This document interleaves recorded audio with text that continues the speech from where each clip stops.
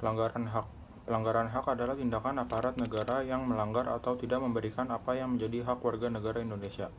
Pelanggaran kewajiban adalah pengingkaran kewajiban yang dilakukan warga negara yang mengingkari kewajiban yang ditentukan pemerintah.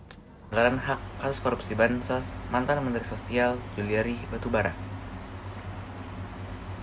Dalam perkara ini, jaksa menilai Juliari telah melanggar pasal 12 huruf B pasal 18 Undang-Undang Republik Indonesia Nomor 31 Tahun 1999 tentang pemberantasan tindak pidana korupsi sebagaimana diubah dalam Undang-Undang Nomor 20 Tahun 2001 pidana korupsi pasal 55 ayat 1 ke 1 KUHP pasal 64 ayat 1 KUHP.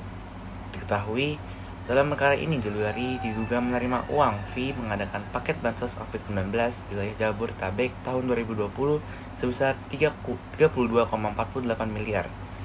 Uang itu diterima Juliari dari berbagai perusahaan vendor penyedia paket bansos. Solusinya adalah mengoptimalkan peran lembaga. Dalam kasus ini, KPK atau lembaga pengawasan lainnya harus lebih mengoptimalkan peran agar penegak hak dan kewajiban bisa dilakukan dengan efektif. Yang kedua, adanya supremasi hukum. Artinya, penyelenggaraan kekuasaan pemerintah Indonesia berdasarkan atas hukum. Dalam pelaksanaan hak dan kewajiban, berarti pemerintah dan warga negara harus mematuhi hukum-hukum yang berlaku. Dalam kasus ini, tidak hanya mengubah pasal suap atau gratifikasi kepada para tersangka, namun juga pasal pencucian uang. Kasus korupsi Bansos termasuk pelanggaran hak warga negara karena tindakan aparat yang melanggar hak dan hukum, karena sudah korupsi memotong bantuan yang dibutuhkan orang-orang yang sedang terkena dampak dari pandemi COVID-19. Pelanggaran kewajiban, menggelar acara saat PPKM sedang berlangsung tanpa izin.